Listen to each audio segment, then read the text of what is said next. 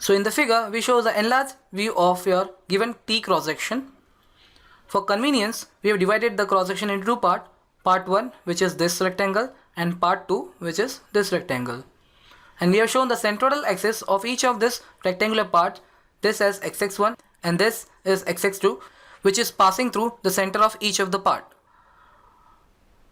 Now we see, due to asymmetry of the cross section, the centroidal axis of the total T section will pass somewhere in between x1 x1 and x2 x2. Let us represent the centroidal xx axis at a distance y bar from the bottommost part. So your y bar will be given by the formula a1 y1 plus a2 y2 upon a1 plus a2.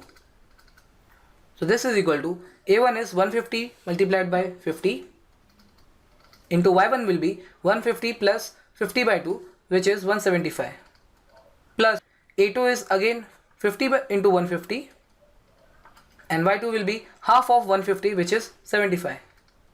This whole upon a1 plus a2. So upon solving, we get the value of y bar as 125 mm. So your centroidal xx axis is at a distance y bar is equal to 125 mm from the bottommost part. This centroidal xx axis is also your neutral axis. And if you see, for sagging moment, below the neutral axis, the distance of extreme layer is given as yt max. So this length is actually equal to yt max. And the distance of extreme top fiber from the neutral axis will be given as yc max, whose value will be equal to total depth 150 plus 50 equal to 200 mm minus 125 mm, and this will be equal to 75 mm. Now let's find out moment of inertia of this T section about centroidal xx axis, that is Ixx. Now Ixx will be given as Ixx1 plus Ixx2. Now since the centroidal axis of each of the part does not passes through the centroidal axis of the total T section, we need to apply the parallel axis theorem. So your Ixx1 will be given as BD cube by 2L plus A1 into y1 minus y bar the whole square. This is the moment of inertia of part 1 of the section about the centroidal xx axis of the total section. Plus we'll have BD cube by 12 plus A2 into y bar minus y2 the whole square. This is the moment of inertia of part 2 of the T section about the centroidal xx axis of the total T section.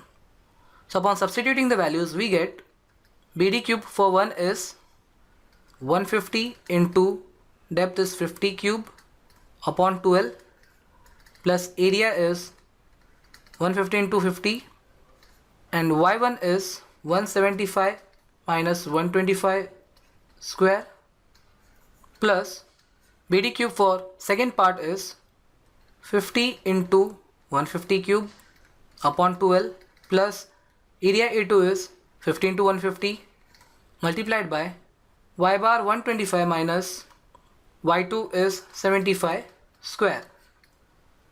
So upon solving this, we get the value of Ixx as 53.125 into 10 to the power 6 mm to the power 4.